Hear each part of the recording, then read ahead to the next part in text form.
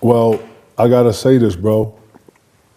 The younger generation don't want no accountability. And if you're gonna get better, we gotta identify what you don't do well. Garnett lays it in. Shooting by the Celtics, it's all even. Garnett harassed by Bryant, shoots over him. When you talk about Kevin Garnett, you're talking about pure intensity. A 15-time All-Star, League MVP, and NBA champion, Garnett dominated the game with his skills, unrelenting energy, and trash talk that made him one of the most intimidating players in league history. But behind his intense competitive spirit was a long list of players who got under his skin or simply rubbed him the wrong way. So let's dive into the 6 players Kevin Garnett hated facing the most. Ray Allen, the betrayal that broke the brotherhood.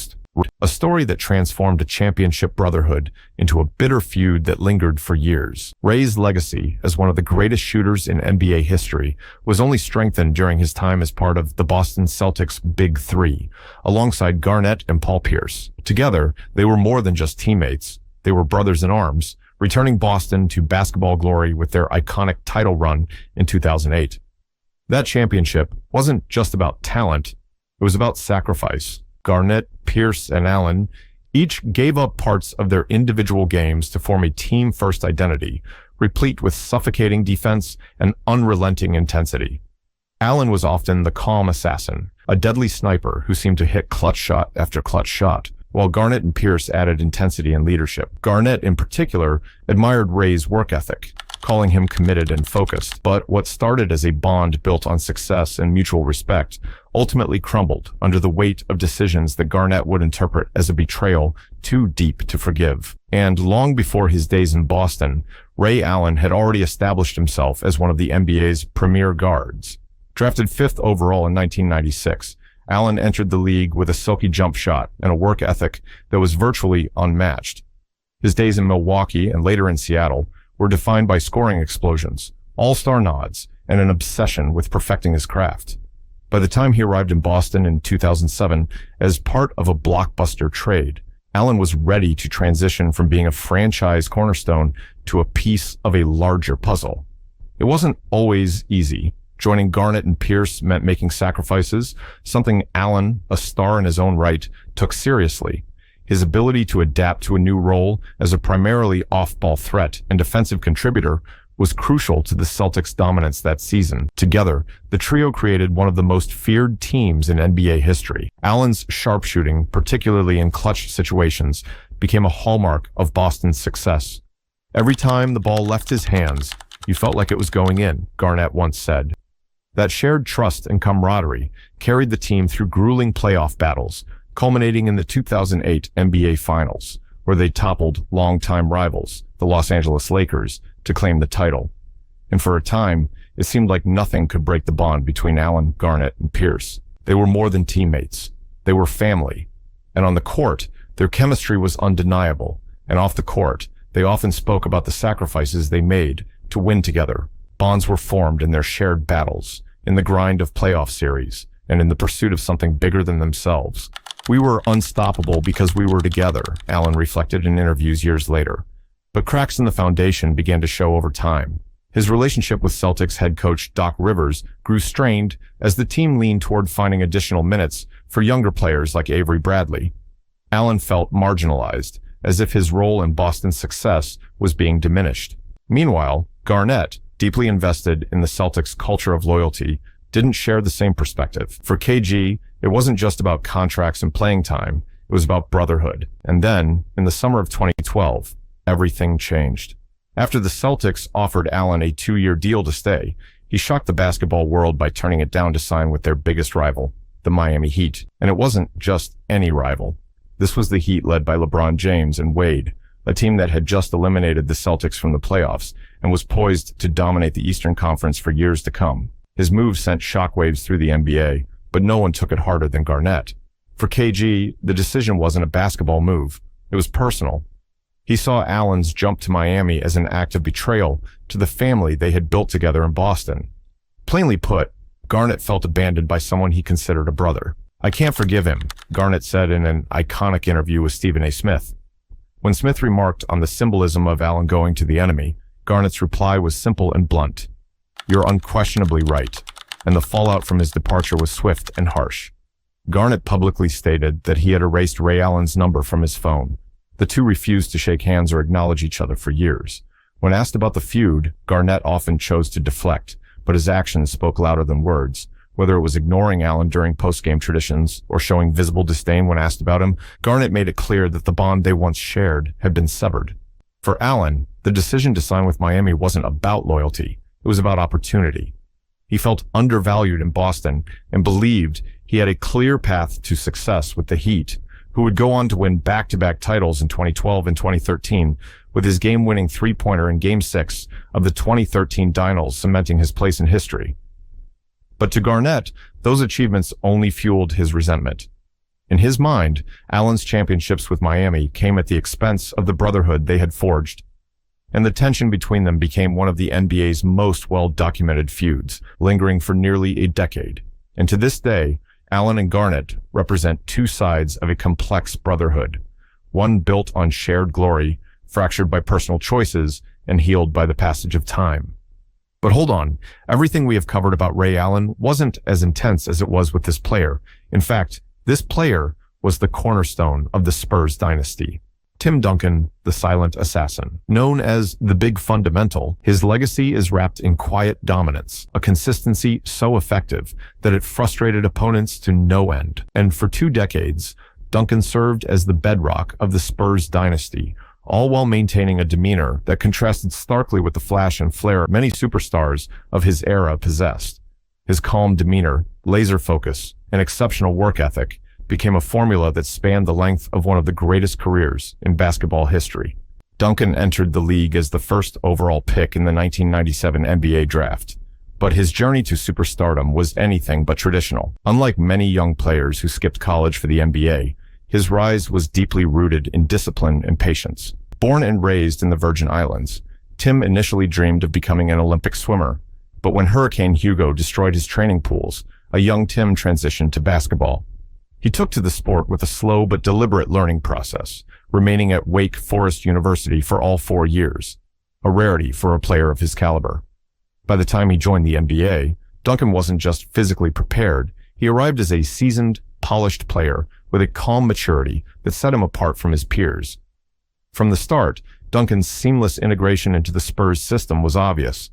Alongside Robinson, he formed the Twin Towers, a domineering front court duo that wreaked havoc on opposing teams. In only his second year in the league, he led San Antonio to its first ever NBA championship in 1999, earning Finals MVP honors in the process.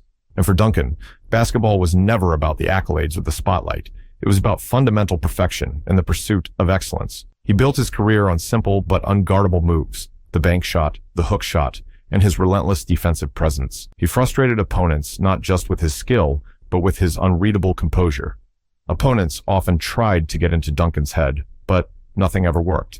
Garnett, one of Duncan's fiercest rivals, once openly admitted how irritating it was to face the Spurs superstar. For KG, it wasn't so much Duncan's stats that got to him. It was the psychological warfare Duncan employed. And throughout his career, Duncan faced countless battles on both the regular season and playoff stage. Central to many of these contests was his unparalleled ability to stay calm under pressure. Duncan's demeanor never changed, no matter the stakes, an approach that often served as a metaphor for the Spurs' overall culture, disciplined, unselfish, and quietly excellent. On May 9, 1999, Duncan led the Spurs in Game 1 of their playoff series against the Minnesota Timberwolves. The date happened to fall on Mother's Day, something deeply personal for Duncan. He had lost his mother to cancer when he was just 14 years old, and her passing became a defining moment in his life. And his mother had always stressed the importance of education, a lesson that inspired him to remain at Wake Forest for all 4 years, fulfilling her wish that he earn a degree. That game wasn't remembered for its outcome. San Antonio won comfortably, but for the solemn resolve Duncan displayed while carrying the weight of that memory. Opponents like Garnett, famous for pushing boundaries with their trash talk, often crossed personal lines, but Duncan never retaliated. He simply took every verbal jab, stored it away, and let his game do the talking. Teammates and coaches alike often spoke of the rare characteristics that defined Duncan's greatness. And against Garnett alone, Duncan owned a career 44, 17 record, including playoff matchups.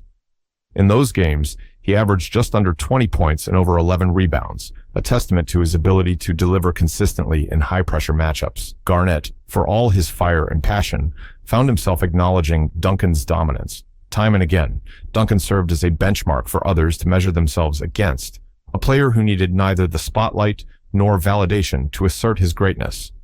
Even as his career extended well into his mid-30s, he never wavered in his commitment to the fundamentals. Year after year, the Spurs remained a perennial title contender, securing 5 championships during Duncan's tenure. Yet for all the hardware and achievements, he remained quiet about his legacy. He never chased headlines, refused to linger in celebrity circles, and avoided the theatrics that defined many of his peers. For Duncan, his career was about one thing: winning. Even opponents who admired his game would later speak of Duncan as the ultimate competitor, a player whose greatness was impossible to ignore. Garnett, reflecting on his battles as his own career wound down, acknowledged the gulf between Duncan and others. And if greatness is defined by consistency and discipline, then Duncan stands alone at the summit, forever the silent assassin who let his game speak louder than words ever could. Carmelo Anthony, the altercation at MSG. While many of Garnett's rivalries were built on respect and competition, the issues with Carmelo were deeply personal. The origins of this feud stemmed from a heated game in January 2013 between Garnett's Celtics and Anthony's Knicks. It was Garnett at his most relentless, employing every psychological tactic in his arsenal, including his infamous trash talk. But this time, KG may have gone too far. According to reports, Garnett said something offensive about Carmelo's wife Lala during the game, triggering an intense reaction from the Knicks star. Whatever was said during those tense moments remains speculative, but it was enough to send Anthony into a visible fury on the court, where he angrily confronted Garnett near the end of the game. The verbal exchanges were electric, but they didn't end with the final buzzer. For most NBA players, trash talk exists within the bounds of the game, but Carmelo wasn't about to let this one slide. After the Celtics secured a 102-96 win, Anthony chose not to shrug it off. Instead, he stalked Garnett as the teams exited the court, heading straight to the loading dock area where the Celtics bus was parked. Cameras captured Anthony pacing near the team bus, waiting for Garnett to emerge as security and staff scrambled to keep the situation under control. In those brief moments, the intensity and emotion from the game boiled over, creating one of the most talked about post-game incidents in recent NBA memory. And while the standoff didn't escalate into a physical confrontation, the intent was clear. This wasn't your typical scuffle over fouls or court antics. This was personal. Garnett, typically unshaken by anything, reportedly stayed composed during the incident, while his frustration was palpable. It was a rare moment of post-game drama that showcased just how much Garnett's words had hit a nerve. The fallout from the incident spread quickly as both players were questioned about what had transpired. Anthony, attempting to defuse the situation publicly, admitted that emotions had gotten the better of him, saying in a post-game interview, "Sometimes emotions get the best of us, but we move on." He downplayed the seriousness of the altercation, though his demeanor during and after the game told a different story.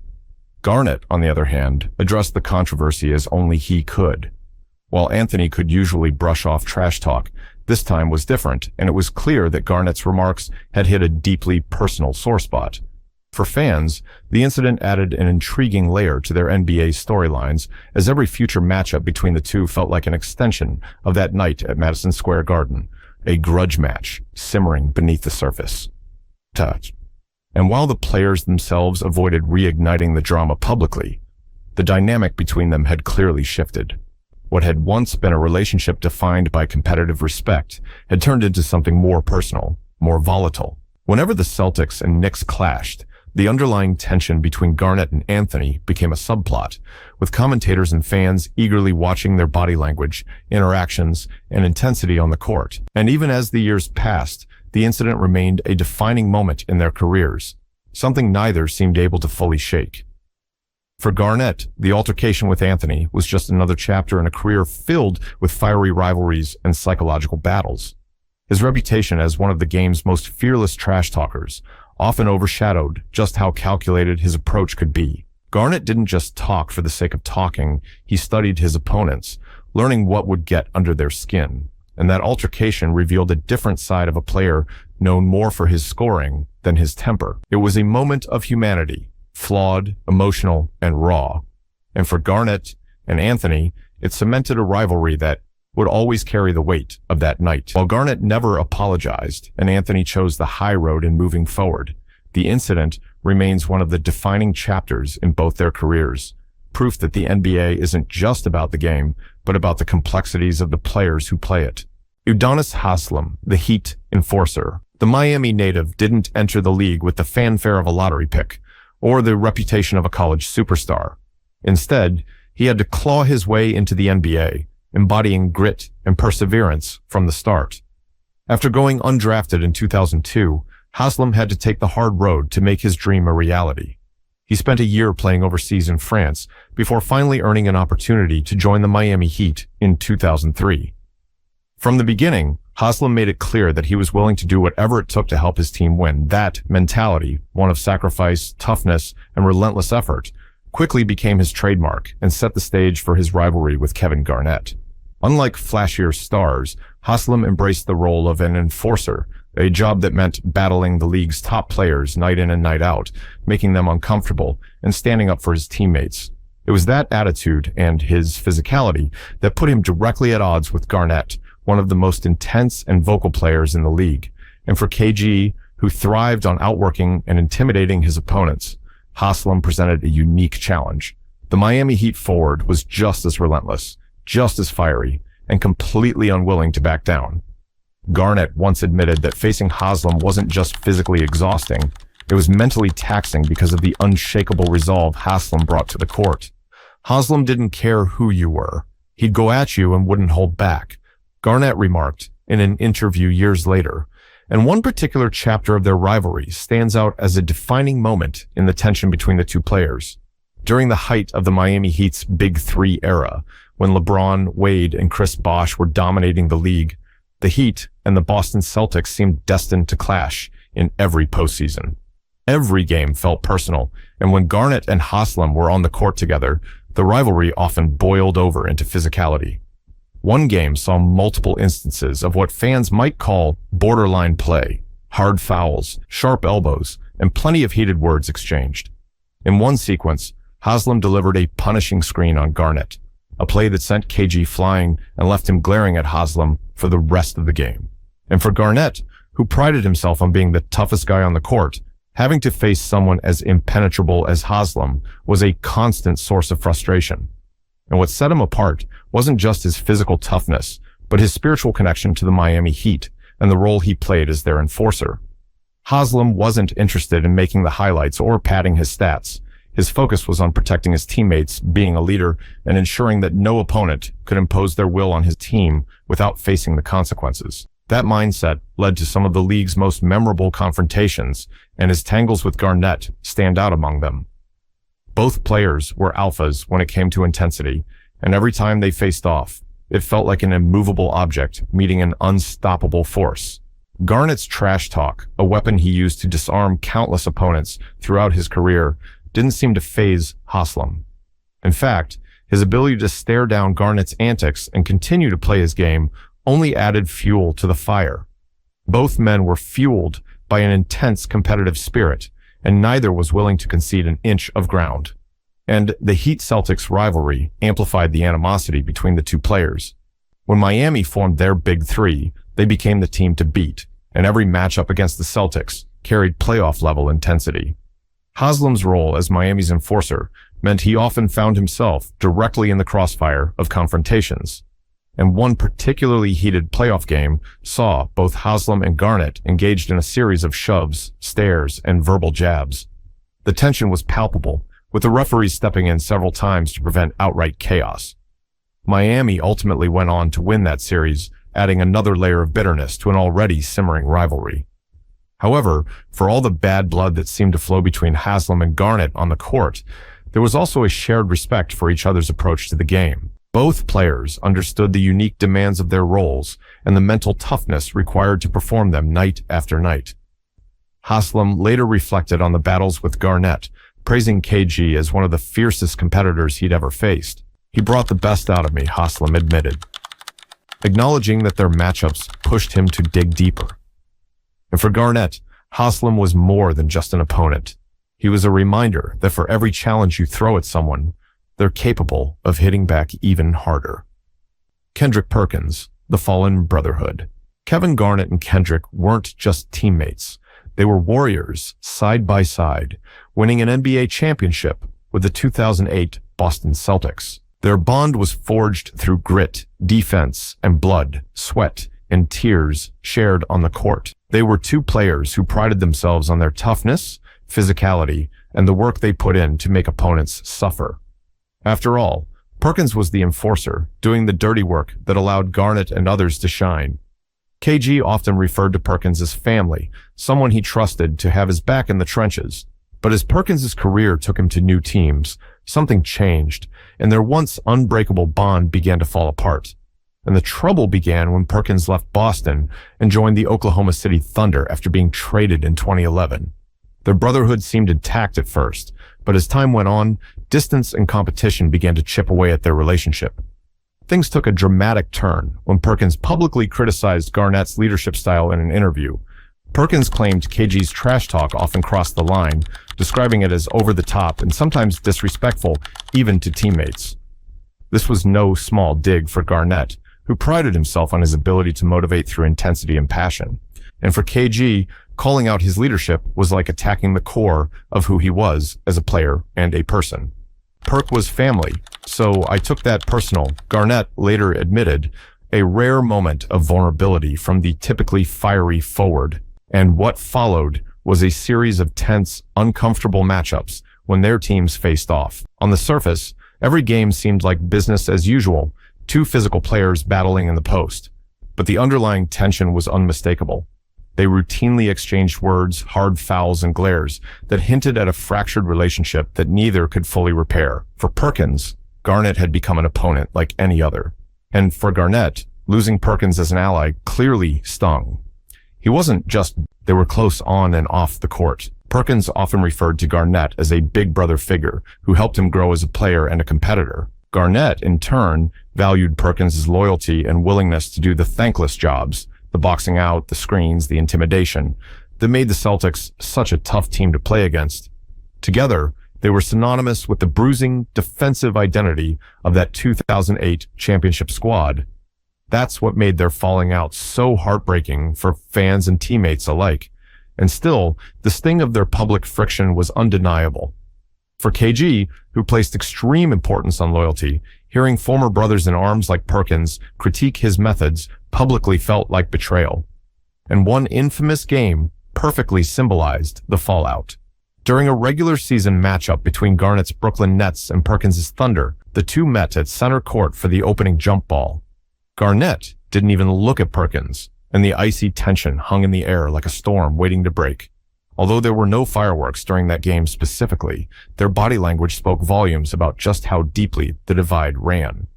As both players moved toward the twilight of their careers, their animosity seemed to cool, but the scars of their fallout remained. Unlike rivalries with opponents like Noah or Udonis Haslem, this wasn't just about trash talk or competition.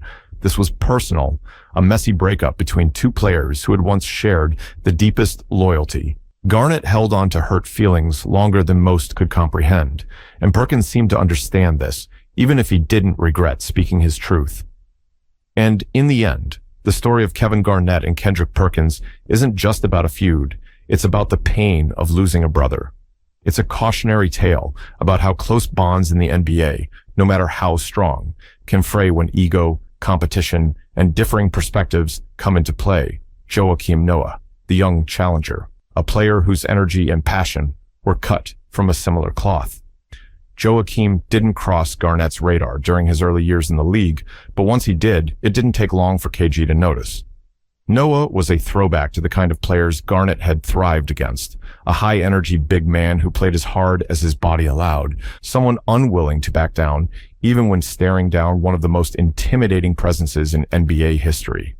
His game, filled with hustle plays, rebounds, and a refusal to quit, coupled with his trash-talking antics, made him feel like a younger version of KG. But instead of creating camaraderie, it forged one of the most heated rivalries of Garnett's late career. And long before rising to NBA stardom, Noah's life revolved around overcoming unique challenges. Born to a famous father, French tennis legend Yannick Noah, Joakim grew up surrounded by expectations, split between Paris and New York City. He didn't have the smoothest start to his basketball journey, often overlooked for his unconventional playstyle and lanky frame. However, his determination kicked in during college, where he became a star at the University of Florida. Noah helped lead the Gators to back-to-back NCAA championships, establishing himself as a winner and a fierce competitor. That energy carried him straight into the NBA when the Chicago Bulls selected him with the 9th overall pick in 2007. From day one, it was clear Noah wasn't going to quiet down for anyone, especially not for legends like Kevin Garnett. Their rivalry began to simmer during his early seasons when the Chicago Bulls regularly squared off against KG's Celtics. The two teams were known for grinding out tough physical games, and tensions escalated whenever Noah and Garnett were on the court. He looked up to Garnett at first, even admitting in his rookie year that KG was his favorite player. "I admired how dominant he was, how he controlled the entire court," Noah once recalled. But like many rookies who faced Garnett, he quickly discovered that respect meant nothing when the game began. Garnett didn't hesitate to test the young center with aggressive play and relentless trash talk, and it didn't take long for Noah's admiration to turn into a competitive fire that equaled Garnett's.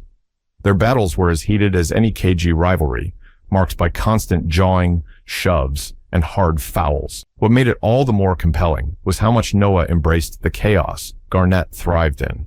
And despite being younger and less accomplished, he wasn't afraid to fire verbal shots back at one of the league's most ferocious trash talkers. In a now famous on-court exchange during the 2010 playoffs, Noah called Garnett soft, a word that struck a nerve with KG, who had spent his entire career building a reputation as one of the toughest players in NBA history. Garnett responded by swarming Noah on every possession, and the two repeatedly clashed under the rim. KG was relentless. "You couldn't beat him mentally," Noah would later say, describing how Garnett's intensity could wear opponents down. Yet, unlike many players who crumbled under KG's relentless fire, Noah kept coming back. He might have been outmatched at times, but he refused to give Garnett the satisfaction of breaking him. And to Garnett, Noah was more than a kid trying to earn respect. He was a mirror that reminded KG of himself during his early years. Garnett later admitted, "Noah reminded me of me, a fighter, thrived on chaos, loved the noise." But that similarity didn't make their matchups any less fiery, and his fearless attitude brought out an extra level of aggression in Garnett, who saw right through Noah's tactics and took every opportunity to assert his dominance.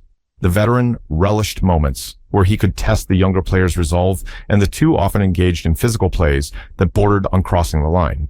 For fans, their matchups became must-see TV, two fierce competitors pushing each other to the edge game after game. And while their physicality was front and center, the war of words between the two often stole the spotlight. Noah once described facing Garnett as going up against an older sibling, someone who constantly reminded you that you hadn't earned their respect yet. "It felt like KG was always trying to tell me, 'You're not on my level,'" Bo admitted in an interview. But he refused to let Garnett have the last word, firing back with his own jabs to keep the battle alive. It was in these fiery exchanges that Garnett gained a grudging respect for Noah. For all his trash talk, Noah never backed down, even when things got heated. "He's crazy, man," Garnett once said about Noah, almost as a compliment. And the rivalry lasted well into Garnett's later years. And as both players matured, the animosity between them seemed to evolve into mutual respect. By the time Garnett took on a mentorship role back in Minnesota, Noah had cemented himself as one of the NBA's best defensive centers, even earning the Defensive Player of the Year award in 2014. Garnett's rivalries weren't just about basketball. They were battles of will, pride, and personality. These players challenged him in ways that few others could, solidifying their place in his storied and intense career. All right, that's all for today. Don't forget to hit that subscribe button, and I'll see you in the next one.